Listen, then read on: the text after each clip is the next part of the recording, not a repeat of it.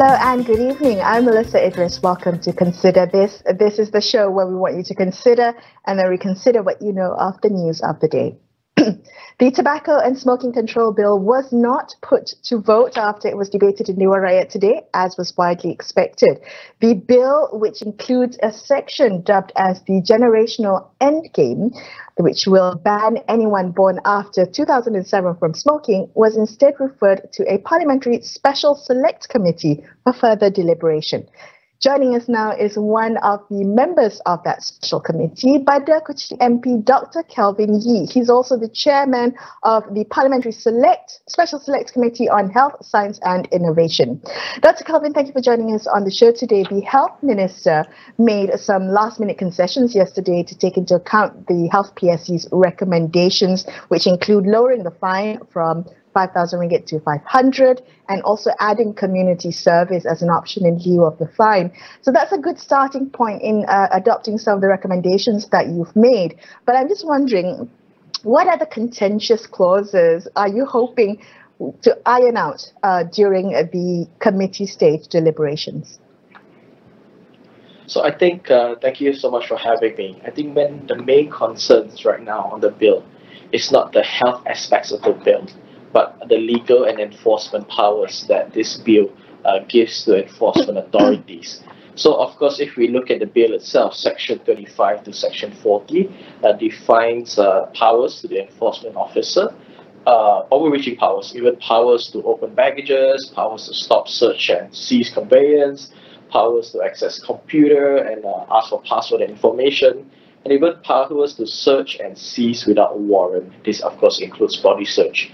And these are really overreaching powers, which actually, if we look at the context of battling illicit smuggling, battling sellers, and all these things, may be needed. But the concern is how these powers may be overreaching to users, including the generations under the GEG. So that is why in our conversations with the minister, and we have been having actually multiple engagement with him to really refine the bill. As I said, the main principle is we want to give life to the bill, but we do not want it to see unintended consequences. On top of what has been mentioned by you, Melissa, one of the big issue is to really try not to criminalize, especially when it comes to possession. Because we do not want all those powers that I mentioned to be used upon, for example, a user that is just suspected of smoking.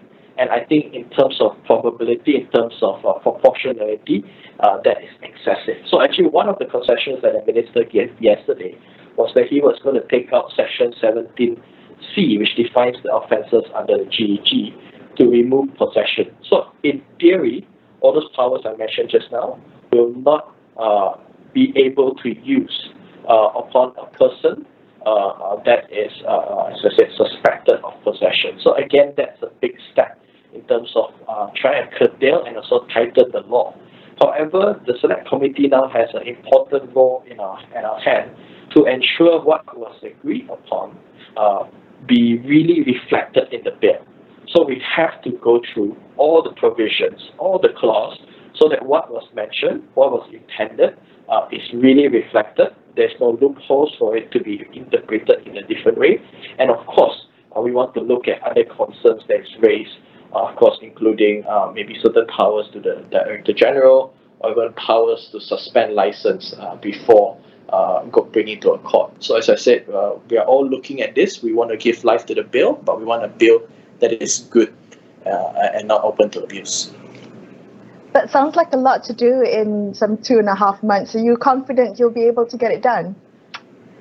I think that the main framework has been set forth. So now the main issue is to get experts, legal experts. I think one of the first requests I will make is to get the Bar Council involved in this committee itself to really look through the bill. As I said, we are in principle supportive of the bill, and I think the committee itself is on the same page on this matter. And with the framework that's been agreed, we will go through clause by clause to ensure it's reflected, like what was mentioned before. Well, we're going to be speaking to Karen Chia from the Malaysian Bar shortly, so we'll get her thoughts on some of the provisions within this bill. I do want to ask you about one of your recommendations that has not yet been taken up by this bill, which was the mandatory evaluation clause. The first to be done in 3 years, and the second to be done within 10 years. Can you explain the necessity of including a mandatory evaluations clause? So the spirit of what we wanted to do was to give life to the bill, so that a lot of doubters and critics say this bill will not work. So instead of killing it before birth, we were thinking, let us give life and review along the way to ensure that it's really achieving its target, that the government is really doing the necessary preparations, the necessary enforcements, the necessary things to do in order to implement the GEG effectively. So we came with an innovative way to try to mandate a mandatory evaluation within the Act itself. However, the AGC, of course, shows certain resistance. At the end of the day, what was agreed was the minister, actually, Rabika Jamaluddin, wrote me a ministerial letter promising these mandatory evaluations, one, actually not 3 years, but 2 years before the fully implementation of the GEG.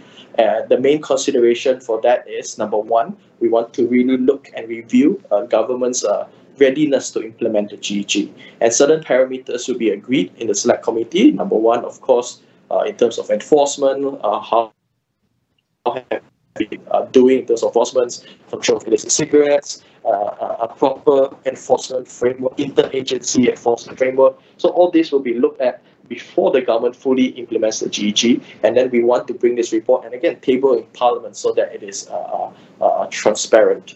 The 10th year review is to really see if the GEG really works. So in 10 years we can see is there a decrease of prevalence, or is there abuse of power? And in the case of Bhutan, for example, if it doesn't work, we can review and even remove the law. So this was an innovative way to compel the government to really be transparent with a review, and also to make adaptations to new science and to new data. In most cases, ministries claim that they'll do reviews and internal and looks, but we do not know what happens in it. There is no transparency, and in many cases, many reviews are not actually done. So this is a way that we compel the ministry to keep up to a certain KPI, because the onus is on them. They say they can do it, so prove it to us that you can do it. And this is what we have done, and KGSG has accepted it. Kelvin, when the Special Select Committee meets, are you going to be clarifying with the Minister if the generational endgame will also include a plan to introduce a tobacco tracking app, as widely speculated on social media?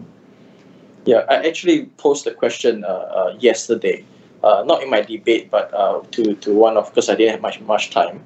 This is one of the main questions that we want to find out. As I said, we are not speculating in terms of the rumors that are out in the open, but I think the public needs to know the intention of the government. If there is, what is the mechanism of this tracking? Why is it needed? So on and so forth. And of course, the general questions, who is getting the tender, and so on and so forth. All right. Thank you so much for joining us on the show tonight. Bandar Kuching MP Dr. Kelvin Yee there. We're going to take a quick break here and consider this. We will be back with more. Stay tuned.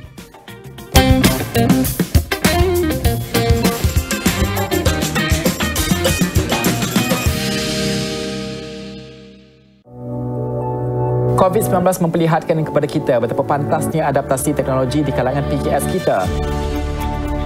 Niaga AWANI dan Unify Business akan menyelami perjalanan kebangkitan semula PKS kita melalui segmen Jiwa SME setiap Selasa dan Khamis untuk inspirasi anda. Transformasikan perniagaan dengan Unify Business, rakan digital pilihan anda. Hubungi kami sekarang dan jimat sehingga 50%. Jom Unify Business. Astro mengucapkan tahniah kepada kontingen Malaysia di atas kejayaan yang membanggakan di Sukan Commonwealth Birmingham 2022. Syabas! Semangat menyengat dan terus mara pasukan Malaysia. 난 뭐든 10배로 갚아줘. 악이든 후이든. 세상에서 내가 그 사람을 제일 잘 아니까. 온갖 찹쓰레기들이 다 있어. 죽여달라고 이 새끼야! 내가 왜 빅마우스인지 똑똑히 보여줄 테니까. Big Mouth. Stream sekarang di Disney Plus Hotstar. Pelanggan Pack Movies, aktifkan sekarang dan stream. Ada banyak lagi rewards untuk bulan ni. Wow! Astro Rewards ada 3 ganjaran istimewa untuk semua pelanggan Astro. Penghantaran percuma dengan jimat poket Aeon. Lebih 500 tiket wayang percuma untuk dimenangi setiap bulan. Ada TV pintar di rumah dan nak Astro kedua hanya RM14.99. Jangan tunggu lagi. Layari laman Astro Rewards sekarang.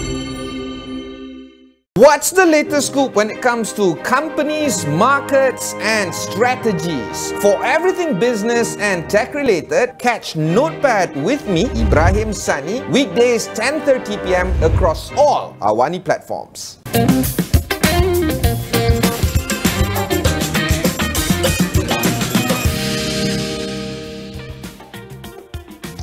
Hi, welcome back to Consider This. I'm Melissa Idris. The contentious generational endgame bill, which has now been referred to a parliamentary special select committee to iron out all the provisions related to enforcement and penalties under the bill. Now, this comes after widespread concern about the wide enforcement powers that was granted, that's set to be granted under the bill. Joining us now is Karen Chia. She's the president of the Malaysian Bar. Karen, can I begin our conversation by asking if there's any doubt over the constitutionality of the provisions under the Control of Tobacco Products and Smoking Bill 2022, which includes the generational endgame?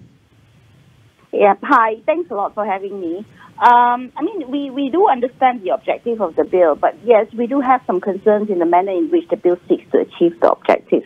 I think there may be an arguable case on whether or not there are some fundamental liberties that may be involved. I mean, we don't know. It could be argued. It could be argued either way, I think, at this point in time. Also, whether or not this generational endgame bill, or I would prefer to call it the tobacco bill. There are certain sections of our community being separated, and whether or not they are actually getting equal or unequal treatment under the law. I mean, definitely something which is worth arguing. Right. Well, Padaraga's MP Nazir Aziz, he said that he expects 18-year-olds to sue the government when the GEG comes into effect on the basis of discrimination and violating constitutional rights to personal liberty. Do you think that could be a potential outcome that 18-year-olds might sue this bill if it does come into effect? Okay, so that is going to be quite speculative, and don't know any 18-year-old is going to come and have enough resources or money to bring such an action against the government. But there may be certain interest groups who might just do that, or whether or not they are actually have sufficient interest or locus in order to bring such an action against the government, that remains to be seen. But I think that there is space for development of our jurisprudence on the constitutionality of this particular issue. Karen, can you help clarify some of the confusion around criminalization? I mean, there are those who argue that the offences under the tobacco bill are not registrable offences, and I'm not quite sure what that means, but does that mean that this is still considered a criminal offence if someone is taken to court under this charge? Yeah, I mean, I think if we are looking at the tobacco bill, it is very, very clear that call it whatever anyone wants. If a person is actually caught for either buying or selling or smoking or even possessing any tobacco products, including vaping products or smoking devices, they commit an offence under the bill. It's clearly stated they commit an offence under the bill. So it is clearly a criminal offence, and this is definitely criminalising the act of smoking and the buying and the selling and possessing of these tobacco products. So it is quite excessive in my view. The minute that the public prosecution intends to actually charge the person or takes prosecutional proceedings against people who are caught, and they are fined, whether they like it or not, even if it is not something that they can be imprisoned for, they have committed an offence. And if they have committed an offence, we're talking about this record of conviction that's going to be staying behind their name for a long time. So, I mean, the impact that it has on the lives of this certain section of people, it is actually quite grievous in my view. We're looking at people who may be young at the time that they've committed that offence. People who are born after 1st of January 2007, they may be 15 years old now and they may be 18 years old, like 3 years down the line. But don't forget, even then, there can be minors who are still committing such offences at the time that the Act is implemented, if it does get passed. So we're looking at a group of youngsters who's going to have, a conviction record behind their name just because of the act of smoking. So I truly think that there is an overreach or an excessive part on the part of the government to try and implement this bill. Right. Well, the other concern is to do with enforcement and the powers given to enforce under this bill. Do you share any concerns? I share equal concerns about the wide-ranging powers that's being given to this person who's called the authorized officer under the bill. Now, if we look at the bill, it says that the minister or the director general can actually appoint any person, and I use the word any person in inverted commas because that's exactly the word used that is used in the bill. So any person can be appointed to be the authorized officer, and this person who is the authorized officer has the same powers as a police officer under our criminal procedure code. They have the power to enter into premises, into any kind of premises, not just commercial premises, but they can enter into residential places or dwelling places. They can seize products or samples that's found within those premises. They can stop someone and they can search that person, or they can search the vehicle or the equipment in which the person is nearby in. They can check the data in the computer. So we're talking about so many powers that's going to be given to this authorized officer, which we don't know what the background is or what the eligibility criteria is in order to appoint this person. So I think, again, very excessive in terms of what we're going to give this authorized officer, definitely open for abuse. And definitely, I think, an encroachment on the invasion of privacy on the citizens of our nation. Karen, thank you for joining us on the show today. Karen Chia, President of the Malaysian Bar. Another quick break here and Consider This. We will be back with more. Stay tuned.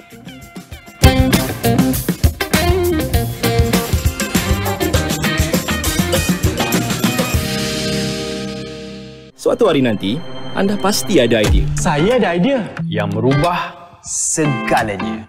Kamilah PUNB dan kami sentiasa bersama untuk membantu perniagaan anda berkembang maju. Nampak tak? Bukan setakat menyediakan pembiayaan. Kami juga memberi anda kepakaran untuk mengembangkan perniagaan anda. Pengubahsuaian, inovasi produk, pemasaran, penjualan, pengedaran, peraukanan dan seterusnya, penguasaan global. Bagusnya. Inilah PUNB. COVID-19 memperlihatkan kepada kita betapa pantasnya adaptasi teknologi di kalangan PKS kita. Niaga AWANI dan Unified Business akan menyelami perjalanan kebangkitan semula PKS kita melalui segmen Jiwa SME setiap Selasa dan Khamis untuk inspirasi anda. Transformasikan perniagaan dengan Unified Business, rakan digital pilihan anda. Hubungi kami sekarang dan jimat sehingga 50%. Jom Unified Business. Good morning, Tuan Osman. Wow, penat betul. Lambat tidur semalam. Ya, dah tahu dah siapa. Selalunya kes macam ni, kita kena cek apa-apa yang mencurigakan. Ada apa-apa yang boleh mencurigakan ke? Semalam... Hey, Oman! Mungkin baik. He's like mental to me. I think the last place to see my wife Memang kabaran siasat lah ni. Settlekan benda ni, faham? Mira dah tahu dah siapa pembunuh. Tak tahu kot. Tu eksklusif. Ada ke bagi cliffhanger macam tu? Murder by Moonlight, a getaway to die for. I consider the matter urgent. That of your succession. The Iron Throne is the most dangerous seat in the realm. Dragons are a power men should never have trifled with. I am to inherit the Iron Throne. She can cut off any challenge to her succession. Knives will come out.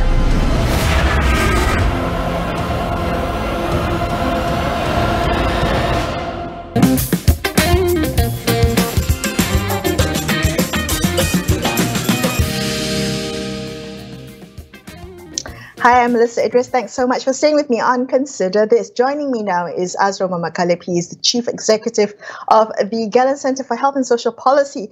Astro, the details of the control for tobacco products and smoking bill, they were only made public last Wednesday after the first reading in Dewan Rakyat. I'm wondering what lessons you think legislators and also medical professionals should learn from the way this past week has unfolded. Well, Melissa, I think it's important for us to remember that under Health Minister Khairi Jamaluddin's leadership, we're going to see history being made, breaking 12 years of delays and procrastination. And it is aggressive, it's ambitious, but it is a world-leading measure. And if properly implemented and effectively done, it will make a serious dent in smoking prevalence and get a grip on vape, which is now fueling the vaping epidemic among kids in Malaysia. So it wasn't going to be a walk in the park. It wasn't going to be easy. It was going to be a tough job for those who were pushing the bill. But the thing is that one thing that we could have done differently, perhaps, is to perhaps have the bill shared with the parliamentary special select committees a lot earlier, especially the one on health, science and innovation, so that they could have a first look at it and to be able to feed into the process before it got tabled to the Dewan Rakyat last Wednesday. And I think also that there should have been more time, I think, for the members of parliament to see the bill, seeing how it was actually less than a week that they had a chance to be able to read and later on debate. So I think in the future, for difficult, tough bills like these, we need as much time as possible, and it's not really a good strategy to rush through. Right. Do you think that medical professionals and policymakers and legislators and the public all were looking at this bill from different perspectives? I mean, did you get a sense that while the spirit of the bill was essentially about the generational endgame, that perhaps different stakeholders looked at it from different perspectives, which led to a lot of disagreements, shall we say? Well, Melissa, I'm sure by the end of today, there's a lot of people who are disappointed in the health community and a lot of sadness also, because this is obviously a bill that was intended to address a serious problem in Malaysia. I mean, thinking about how 25,000 people each year die of smoking-related diseases.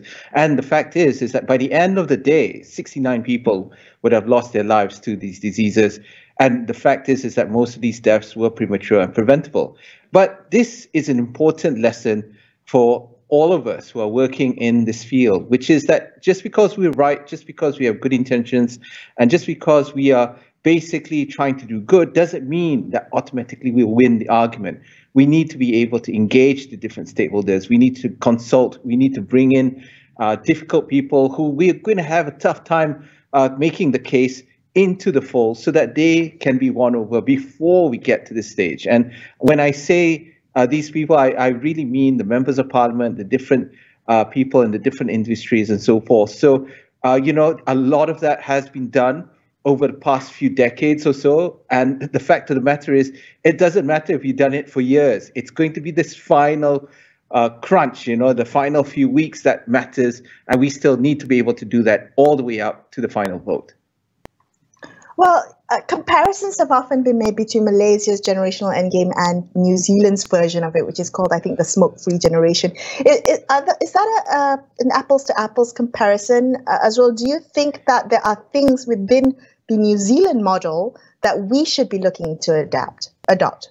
Well, Melissa, New Zealand already has an existing law for which what they're doing today, which they tabled for the first reading last week, is making an amendment to that piece of legislation. Malaysia, on the other hand, has been depending on other laws, such as the Food Act, to govern tobacco products. Well, there are no laws at all for vape, and that has been unregulated for the past decade or so. So, it goes without saying that it is a legislation that is long overdue and much needed.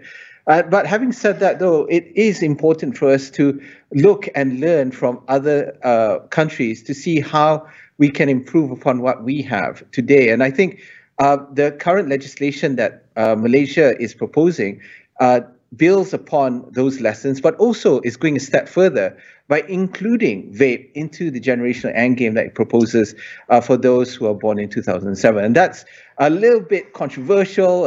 It is a little bit different compared to other countries like the UK and New Zealand. But, it is one of the things that Malaysia is trying to be a leader in. And I think this is something that we should be able to support. Well, speaking about vape and harm reduction, I mean, the Minister, Khairy Jamaluddin, in his winding up speech, said that he was adamant to include vape products in the bill against the advice of the Ministry of Health and other medical groups. His rationale was that by coupling it with the generational endgame, you can still use vape as a harm reduction method, but it will only apply to the existing smokers. I'm wondering whether that makes sense.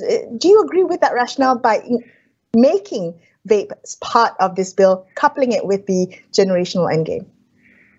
It's a difficult bargain for the health minister to strike, especially since he has to balance the different concerns, especially from the health community and the healthcare professionals whom he is a leader of.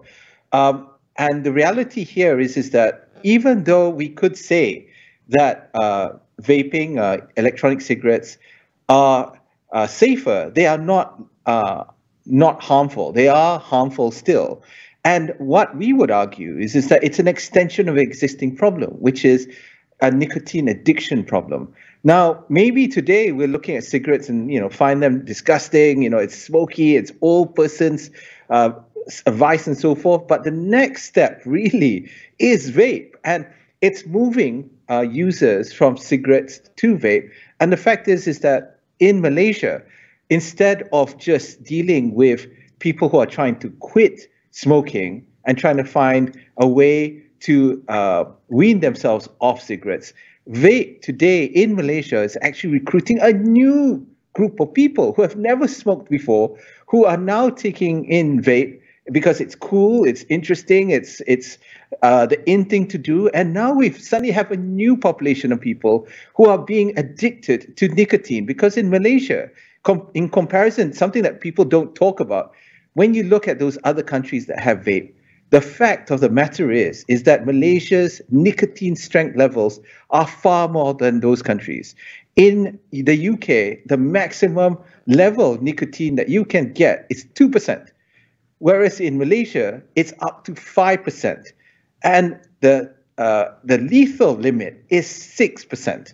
So today, when we are looking at what is available in Malaysia, it is far more than what those countries have and use as supposedly harm reduction methods. So if we want to compare apples with apples, oranges and oranges, let's talk about that. If you really want to adopt what those countries have adopted for vape, then that would involve bringing it down to 2%, no colorful packaging, no juices like rambutan or teh tarik or raspberry and strawberry, and basically bringing it to a level where it would be similar to those countries. But you won't find agreement on that either for the vape industries, because they want a new category of users, a new market, for which in Malaysia we have already millions of people, 1.4 million users of vape today who are smoking vape today And it is a new group of people who are addicted to nicotine. So we really need to be able to emphasize on those differences and similarities to what we're having.